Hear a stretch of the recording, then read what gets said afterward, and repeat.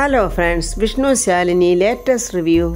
ഉപേന്ദ്രൻ ഗുണ്ടാ ജോണിനോട് പറയുന്നു, എന്തായിരുന്നു മലപ്പുറം കത്തി അമ്പും മില്ലും.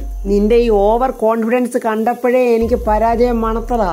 പിന്നെ നീ വന്ന സ്ഥലം ദാദാമാരും കൊട്ടേഷൻ രാജാക്കന്മാരും അറിഞ്ഞു വിളയാടിയിരുന്ന ഇന്നത്തെ മുംബൈ നഗരം. വീണ്ടും ഇനി ആ നഗരത്തിന്റെ പേര് മാറ്റേണ്ടി വരുവോടാ? എടാ, എന്താടാ നിനക്ക് പറ്റിയത്? നിന്നെ എനിക്ക് തന്നവൻ പറഞ്ഞ എന്താണെന്നറിയാവോ? ഉന്നം തെറ്റാതെ കറക്റ്റായിട്ട് ഷൂട്ട് ചെയ്യാൻ നിന്നെ കഴിഞ്ഞ് വേറെ ആളില്ലെന്നാ.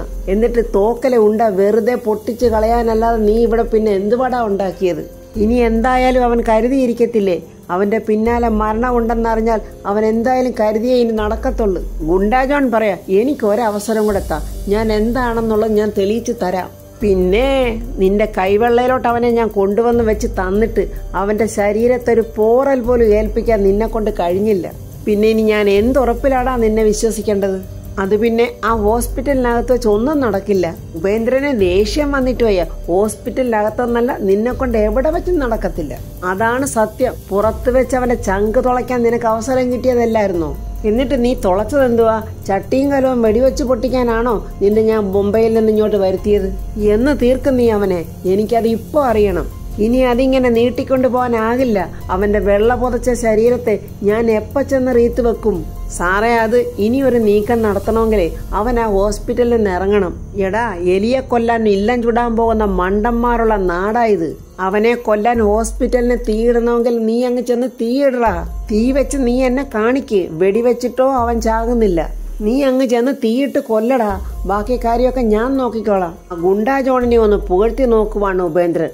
എടാ, നിന്നെ കൊണ്ടത് സാധിക്കും. നിന്നിൽ ഒരു ഒന്നാന്തരം ക്രിമിനൽ ഒളിഞ്ഞു കിടപ്പുണ്ട്. നീ അതൊന്ന് പുറത്തെടുത്താൽ മാത്രം മതി. അതിന് നിന്നെ കൊണ്ട് കഴിയും. നിനക്കതിനുള്ള ശക്തിയുണ്ട്. അതിനു വേണ്ട ബുദ്ധി കൂടെ നീ ഒന്ന് പ്രയോഗിക്ക്. അപ്പോൾ നിനക്ക് കാണാം അവൻ ചത്തു മലച്ച് നിന്റെ മുന്നിൽ കിടക്കുന്നത്. ചെല്ലടാ ജോണേ, നീ ചെന്നാ മുംബൈ നഗരത്തിന്റെ മാനം കാക്ക്. ഇനി നമ്മളെ തമ്മിൽ കാണുന്നത് അവനെ കൊന്നതിന് ശേഷമായിരിക്കണം.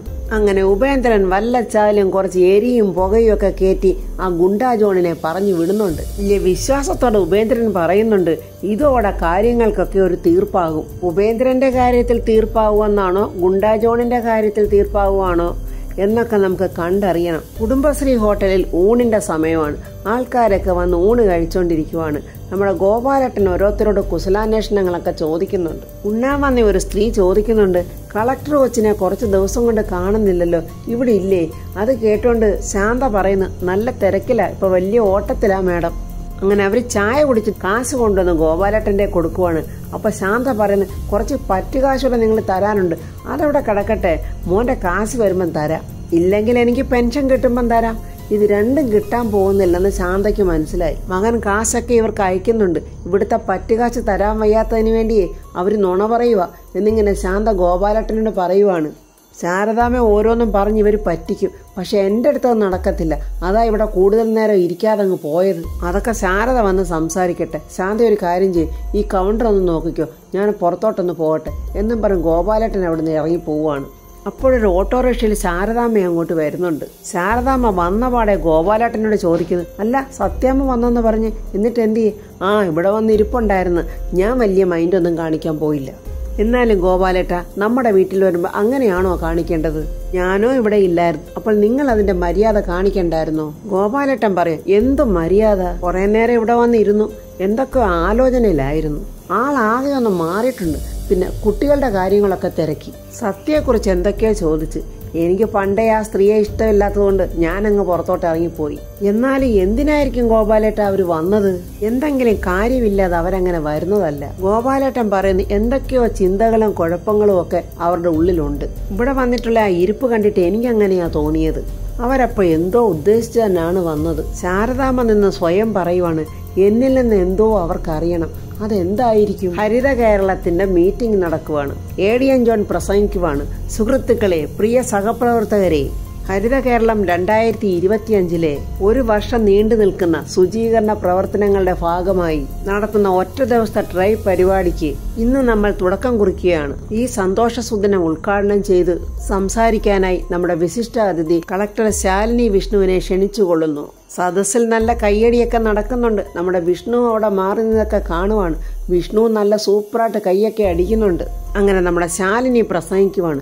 സഹപ്രവർത്തകരെ, നമ്മൾ വഴിയിൽ ഒരു ഒഴിഞ്ഞ കുപ്പി കണ്ടാൽ അതെടുത്ത് വേസ്റ്റ് ബോക്സിലിടാൻ പലപ്പോഴും മറക്കുന്നവരാണ്. സാഹചര്യം കൊണ്ടും ജോലി തിരക്കുകൊണ്ടും ബോധപൂർവം മറക്കുന്ന ഒരു തെറ്റ് ഭാവിയിൽ നാടിന് വലിയൊരാപത്താണെന്ന് ഓർമ്മിപ്പിക്കുന്ന ഈ ഹരിത കേരളം പരിപാടിക്ക് ആദ്യമേ തന്നെ എന്റെ എല്ലാവിധമായ ഭാവുകങ്ങളും നേരുന്നു.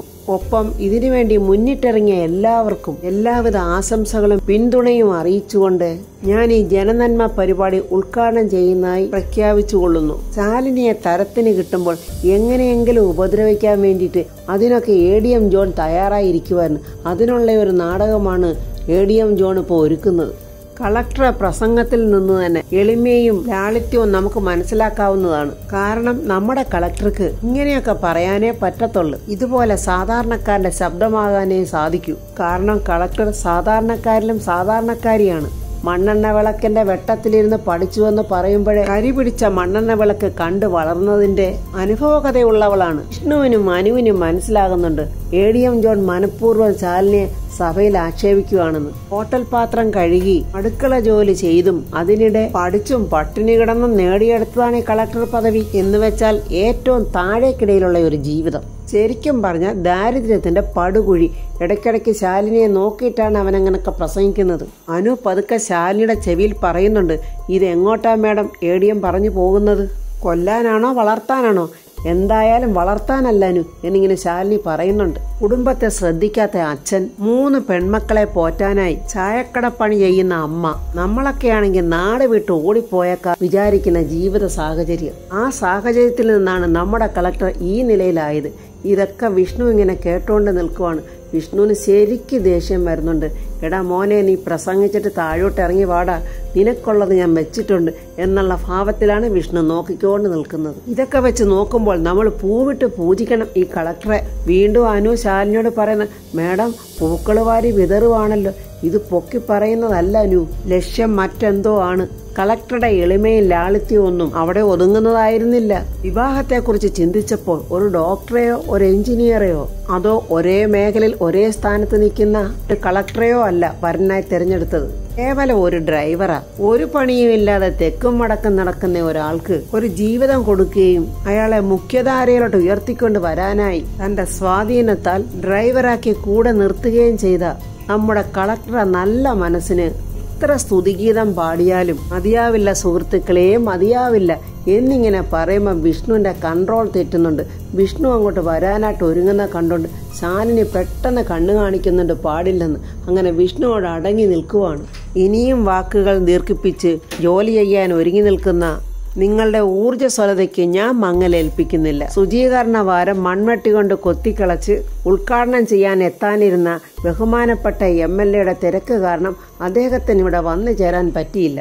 അതുകൊണ്ട് ആ കർമ്മം നിർവഹിക്കാനായിട്ട് പാവങ്ങളുടെ കളക്ടർ എന്ന പേരിന് അർഹയായ നമ്മുടെ ബഹുമാനപ്പെട്ട കളക്ടറായ ശാലിനി വിഷ്ണുവിനെ നിർവഹിക്കാനായി ഞാൻ ബഹുമാനപൂർവ്വം ക്ഷണിച്ചുകൊള്ളുന്നു. അങ്ങനെ നമ്മുടെ ശാലിനി എഴുന്നേറ്റ് ADMന്റെ കയ്യിൽ നിന്ന് മൈക്ക് വാങ്ങിക്കുന്നുണ്ട്. എന്നെക്കുറിച്ച് എന്റെ ജീവിതചരിത്രം കാണാതെ പഠിച്ചു പറഞ്ഞ എന്റെ സഹപ്രവർത്തകനും സുഹൃത്തുമായ ADM ജോണിന് സ്നേഹത്തോടൊരു മറുപടി നന്ദിയോടെ പറയട്ടെ. അനുഭവങ്ങളാണ് നമുക്ക് വഴികാട്ടി. ആ വഴിയിലൂടെ ഒറ്റയ്ക്ക് പാത വെട്ടി വന്നവർ തീർച്ചയായും ഒറ്റക്കൊമ്പന്മാരുടെ ഗണത്തിൽ പെടുന്നത് തന്നെ ആയിരിക്കും. അവരെ അങ്ങനെ വീഴ്ത്താനേ ഇങ്ങനത്തെ ചെറിയ വാരിക്കുഴിയൊന്നും പോരാ. ആ വാരിക്കുഴിയിൽ അവരൊട്ട് വീഴുകയില്ല. ജോൺ എബ്രഹാമിന് ശരിക്കും നല്ല കൊള്ളുന്ന പോലായി. പിന്നെ ആദ്യം പറഞ്ഞ മണ്ണെണ്ണ വിളക്കിന്റെ ചെറിയൊരു വെട്ടമുണ്ടല്ലോ, അത് ഈശ്വരൻ കനിഞ്ഞു നൽകിയ ജീവിത മുന്നേറ്റത്തിനുള്ള കരുത്തു പകർന്ന വെളിച്ചമാണ്. അതൊരു കത്രീന ചുഴലിക്കാറ്റിലൊന്നും കെട്ടുപോകുന്നതുമല്ല. നിറഞ്ഞ മനസ്സോടെ ഞാൻ ഈ ശുചീകരണ പ്രവർത്തനങ്ങളുടെ ഉദ്ഘാടനം നിർവഹിച്ചുകൊള്ളുന്നു. അങ്ങനെ സദസ്സിൽ കയ്യടിയൊക്കെ മുഴങ്ങുന്നുണ്ട്. ഇനി എല്ലാവർക്കും അവരവരുടെ ജോലികളിലേക്ക് കടക്കാം. അനു ശാലിനിയോട് പറയുന്നുണ്ട്, തൽക്കാലത്തേക്ക് ജോണിന്റെ വയറ് നിറഞ്ഞെന്നാ തോന്നുന്നത്. ശാലിനി പറയോ, അത് അങ്ങനെങ്ങും അടങ്ങുന്ന ടൈപ്പല്ല, നോക്കിക്കോ, അടുത്ത പരിപാടിക്കുള്ള പ്ലാൻ ചെയ്യുവാണ് അയാള്. പെട്ടെന്ന് ADM ജോൺ വീണ്ടും പ്രസംഗിക്കുവാണ്. എല്ലാ സ്റ്റാഫുകളുടെയും പ്രത്യേക ശ്രദ്ധയ്ക്ക് എല്ലാവരും ഉത്സാഹത്തോടെ ആത്മാർത്ഥതയോടും കൂടി പണികൾ ചെയ്യണം. ഇന്നത്തെ ഉച്ചഭക്ഷണം എല്ലാവർക്കും ബിരിയാണിയാണെന്നുള്ള സന്തോഷ വാർത്തയും ഇതോടൊപ്പം ഞാൻ അറിയിക്കുകയാണ്. അങ്ങനെ എല്ലാവരും അവരവരുടെ ജോലികൾക്കായിട്ട് അങ്ങനെ പോകാനൊരുങ്ങുമ്പോൾ നമ്മുടെ വിഷ്ണു ഇങ്ങനെ നോക്കി നിൽക്കുന്നുണ്ട് ജോണിനെ തക്കത്തിന് കിട്ടാൻ വേണ്ടിയിട്ട്. എല്ലാവരും അവിടെ നിന്ന് പോയ തക്കം നോക്കി നമ്മുടെ വിഷ്ണു വന്ന് ജോണിനോട് പറഞ്ഞു, സാറേ, സാറിനെ ഒരാൾ കാണാൻ വേണ്ടി ആ വാഷ്റൂമിന്റെ അടുത്ത് വന്ന് നിൽപ്പുണ്ട്. അപ്പൊ ആരുടെയൊന്നോ കൈക്കൂലി മേടിക്കാന്ന് ഏറ്റിട്ടുണ്ട്. സാറിന് ഏതോ വാങ്ങിക്കാനായിട്ട് കൊണ്ടുവന്നാന്നാ പറഞ്ഞത്. അവനോട് ഞാൻ വൈകിട്ട് കൊണ്ടുവരാനാണല്ലോ പറഞ്ഞത്. അവൻ ഇപ്പോഴേ ഇങ്ങ് കൊണ്ടുവന്നോ എന്നിങ്ങനെ ജോൺ മനസ്സിൽ പറയുവാണ്. എന്തായാലും ചെന്ന് വാങ്ങിക്ക് സാറേ, അല്ലെങ്കിൽ മറ്റുള്ളവരൊക്കെ കാണും. സംഗതി മറ്റതാ സാറേ, ചെന്ന് വാങ്ങിക്ക്. എന്തോന്നാടാ മറ്റത്? നീ എന്നെ ഭരിക്കാനൊന്നും വരണ്ട കേട്ടോടാ എന്നൊക്കെ പറഞ്ഞിട്ട് വേല ജോൺ പോവുകയാണ് വാഷ്റൂമിനടുത്തോട്ട്. ജോൺ അങ്ങനെ വാഷ്റൂമിനകത്തൊക്കെ നോക്കുവാണ്. അവിടെ ഇവിടെയൊക്കെ നോക്കി തുറന്നു നോക്കുന്നു. പക്ഷെ അവിടെ ആരെയും കാണുന്നില്ല. പെട്ടെന്ന് തിരിഞ്ഞു നോക്കുമ്പോൾ ചിരിച്ചോണ്ട് നമ്മുടെ വിഷ്ണു അവിടെ പുറകെ നിൽക്കുവാണ്. നീ എന്തിനാടാ ഇങ്ങോട്ട് വന്നേ എന്ന് ജോൺ ചോദിക്കുമ്പോൾ വിഷ്ണു പറയാം, സാറേ വാഷ്റൂമിലോട്ട് എന്തിനാ സാറേ എല്ലാരും വരുന്നത്? മുള്ളാന്. പക്ഷെ ഞാനിപ്പോ അതിനല്ല വന്നത്, സാറിനിട്ട് 2 എണ്ണം ശരിക്ക് തരാനാ എന്ന് പറയുകയും വിഷ്ണു ജോൺ എബ്രഹാമിന്റെ കർണം അടിച്ച് പൊളിക്കുവാണ്. പിന്നീടുള്ള വിഷ്ണുവിന്റെ അടിയുടെ കാര്യമൊന്നും പ്രത്യേകിച്ച് പറയേണ്ട കാര്യമില്ലല്ലോ. വിശന്ന് വലഞ്ഞിരിക്കുന്ന പുലിയുടെ മുന്നിലോട്ട് ഒരാട്ടിൻകുട്ടിയെ കിട്ടിയാൽ എങ്ങനെയിരിക്കും? അതുപോലെയാണ് നമ്മുടെ വിഷ്ണു എടുത്തിട്ട് പൊരിക്കുവാണ് ആ ജോണിനെ. ശാലിനി എന്റെ ഭാര്യ ആയതിൽ നിനക്കെന്താടാ പന്നി കുഴപ്പം എന്ന് ചോദിച്ച് വായി കുത്തിപ്പിടിച്ച് അടിനാവി നോക്കി ചവിട്ടുവാണ്. അടിയും തൊഴിയൊക്കെ ഇഷ്ടത്തിന് കൊണ്ടിട്ട് നമ്മുടെ ജോൺ പറയുക, എടാ നിനക്ക് ഞാൻ ആരാണെന്ന് അറിയാവോടാ? നിന്റെ പണി ഞാൻ തെറിപ്പിക്കും. വല്ല കാര്യം ഉണ്ടായിരുന്ന ജോണെ പറഞ്ഞിട്ട് നാണ്ട വാ കുത്തിപ്പിടിച്ച് വീണ്ടും കിട്ടി ഇഷ്ടത്തിനിടി. നിന്റെ ചങ്ക് ഞാനിന്ന് കുത്തി പൊട്ടിക്കുവടാ എന്നും പറഞ്ഞ് വീണ്ടും കൊടുക്കുന്നുണ്ട്. നല്ല 1.5 അടി തന്നെ കൊടുക്കുന്നുണ്ട്. നീ ആരാന്ന് നീ എന്നോട് ചോദിച്ചില്ലേ? എന്നാൽ ഞാൻ ചോദിക്കുന്നത് ഞാൻ ആരാണെന്ന് നിനക്കറിയണോടാ? നീ ആ പാളയം മാർക്കറ്റിലോട്ട് ചെന്നിട്ട് 10 വർഷം മുമ്പുള്ള ഈ വിഷ്ണുവിന്റെ ചരിത്രം ഒന്ന് അന്വേഷിച്ചു നോക്കടാ. അവിടെ ചെന്ന് വല്ല ലോക്കൽ ഗുണ്ടകളോടൊക്കെ എന്നെ ചോദിക്കടാ. വീണ്ടും കൊടുക്കുവാണ് ഇടി. ഇനി എന്റെയോ എന്റെ ശാലിനിയുടെ നേരെ നിന്റെ ചൊറിയൻ നാവങ്ങാണം വളച്ചാൽ നിന്റെ ഈ വായുണ്ടല്ലോ, ഇതിനകത്ത് വല്ല കരിമരുന്നും വെച്ച് ഞാൻ പൊട്ടിക്കും കേട്ടോടാ എന്നും പറഞ്ഞ് നല്ല പച്ചത്തെറി വിളിക്കുന്നുണ്ട്. പിന്നെ ഇതിന്റെ പേരിൽ നീ എന്തെങ്കിലും കുരുത്തക്കേടുണ്ടാക്കാൻ നോക്കിയാൽ പിന്നെ നിന്നോട് സംസാരിക്കുന്നേ ആ പഴയ വിഷ്ണു ആയിരിക്കും. നിനക്ക് അന്വേഷിച്ചാൽ അറിയാൻ പറ്റും ഇടിവെള്ള ചുരുട്ടിയിടിച്ച് മൂക്കിന്റെ പാലം തകർക്കുന്ന വിഷ്ണുവിന്റെ കഥ. പിന്നെ ഇവിടെ ഇപ്പൊ ഈ നടന്നതൊക്കെ പുറത്തറിയാതിരിക്കുന്നതാ നിനക്ക് നല്ലത്. ഒരു ഡ്രൈവറിന്റെ കയ്യിൽ നിന്ന് അടിയൊക്കെ മേടിച്ചിട്ട് ADMന്റെ കസേരയിൽ ഇങ്ങനെ മലർന്നിരിക്കാന്നൊക്കെ വെച്ച വലിയ നാണക്കേടല്ലയോ? അപ്പൊ പറഞ്ഞു കേട്ടല്ലോ, നല്ല കുട്ടിയായിട്ട് എന്റെ ഒപ്പം വന്നാലേ കിട്ടിയത് നാട്ടുകാരും അറിയത്തില്ല. അപ്പോൾ ADMനെ തിരക്കിയ സ്റ്റാഫ് അങ്ങോട്ട് വരുന്നുണ്ട്. അല്ല, സാർ ഇവിടെ നിൽക്കുമായിരുന്നോ? സാറിനെ അവിടെ തിരക്കുന്നുണ്ടല്ലോ. ADMനാണെങ്കിൽ നേരെ നോക്കാൻ പോലും പറ്റുന്നില്ല. ഒരു വല്ലാത്ത പതർച്ച. അയാളത് ശ്രദ്ധിച്ചു നോക്കുന്നുണ്ട്. അപ്പൊ വിഷ്ണു പറയാം, സാറേ പറഞ്ഞതൊക്കെ ഓർമ്മയുണ്ടല്ലോ. അങ്ങനെ ADM ജോൺ താഴോട്ട് നടന്നു പോകുന്ന കണ്ടിട്ട് വന്ന സ്റ്റാഫ് ചോദിക്കുന്നു, എന്താ സാറിന് പറ്റിയത്? ഉടനെ വിഷ്ണു പറയാം, അതെ ഇവിടൊക്കെ ക്ലീൻ ചെയ്യുന്നത് എങ്ങനെയൊക്കെയാണെന്ന് പറഞ്ഞുകൊണ്ടിരിക്കുവായിരുന്നു. അതാ, അല്ലാതെ വേറൊന്നുമില്ല. ഈ സമയത്ത് സത്യാമ്മ ഒരു ഓട്ടോറിക്ഷയിൽ സ്കൂളിലോട്ട് വന്നിരിക്കുവാണ്. എങ്ങനെയും സത്യമോള് വിഷ്ണുവിന്റെ അച്ഛന്, എങ്ങനെയും വിഷ്ണുവിന്റെ മകളാണോ സത്യം എന്ന് അറിഞ്ഞേ പറ്റൂ. സത്യാമ്മ വല്ലാത്ത ഒരു വിഷമത്തിൽ തന്നെയാണ് നിൽക്കുന്നത്. അവിടെ നിൽക്കുന്ന പിയൂണിനോട് ചോദിക്കുന്നുണ്ട്, എനിക്ക് HMനെ ഒന്ന് കാണുമല്ലോ. എന്താ കാര്യം? അതിവിടെ പഠിക്കുന്ന സത്യഭാമയുടെ ഒരു കാര്യം തിരക്കാന്. എന്നോട് പറഞ്ഞാൽ ഞാൻ നോക്കിയാൽ മതിയോ? അല്ല, എനിക്ക് HMനെ ഒന്ന് കാണണം. ഞാൻ പോയി HM ഉണ്ടോന്ന് നോക്കിയിട്ട് വരാം എന്നും പറഞ്ഞ് പിയൂൺ പോയിട്ട് വന്നിട്ട് പറയുന്നു, HM ഉണ്ട്, അങ്ങോട്ട് ചെല്ലാൻ പറഞ്ഞു. അങ്ങനെ സത്യാമ്മ HMനെ കാണാനായിട്ട് പോവുകയാണ്. ഈശ്വര, അവർക്കിനി വല്ല സംശയം തോന്നുമോ? അവരെന്ത് ചോദിക്കും എന്നോട്? എന്തെങ്കിലും അപ്പം നമുക്ക് പറഞ്ഞു നിൽക്കാം എന്നൊക്കെ പറഞ്ഞുകൊണ്ടാണ് സത്യാമ്മ HMനെ കാണാനായിട്ട് പോകുന്നത്. HM സത്യാമ്മയോട് ചോദിക്കുന്നു, ഏത് കുട്ടിയുടെ വിവരങ്ങളാ അറിയണോന്ന് പറഞ്ഞത്? സത്യഭാമ. ജില്ലാ കളക്ടർ ശാലിനിയുടെ അത്രയും പറയുമ്പോഴേ HM പറയുന്നുണ്ട്, ഓ എനിക്ക് മനസ്സിലായി. എന്ത് കാര്യമാണ് അറിയേണ്ടത്? അതെ, ഇവിടുത്തെ രജിസ്റ്ററിലെ എല്ലാ കുട്ടികളുടെയും അച്ഛന്റെയും അമ്മയുടെയും പേരുകൾ രേഖപ്പെടുത്തുമല്ലോ. ആ വിവരങ്ങളൊന്ന് അറിഞ്ഞാൽ വലിയ ഉപകാരമായിരുന്നേനെ.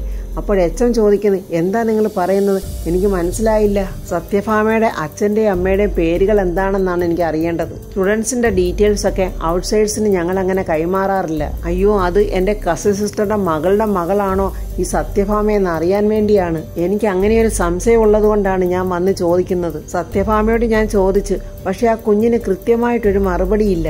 സത്യാമ്മ ഇങ്ങനെയൊക്കെ പറഞ്ഞപ്പോൾ HM പറയുന്നു, ഭാവിയിൽ ഇതൊരു ഇഷ്യൂ ആകത്തില്ലെന്ന് ഉറപ്പു തരാമെങ്കിൽ ഞാൻ നോക്കിയിട്ട് പറയാം.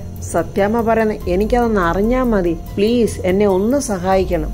എന്തോ സത്യഭാമയുടെ ആ സങ്കടം കണ്ടിട്ടാണെന്ന് തോന്നുന്നു HMന് ഒരു അലിവൊക്കെ തോന്നി. ഉടനെ തന്നെ പിയൂണിനെ വിളിച്ചു വരുത്തിയിട്ട് ഫസ്റ്റ് ബിയിലെ രജിസ്റ്റർ ബുക്ക് എടുത്തോണ്ട് വരുമെന്ന് പറയുന്നുണ്ട്. അങ്ങനെ പിയൂൺ രജിസ്റ്റർ ബുക്കും എടുത്തോണ്ട് വന്ന് കൊടുക്കുന്നു.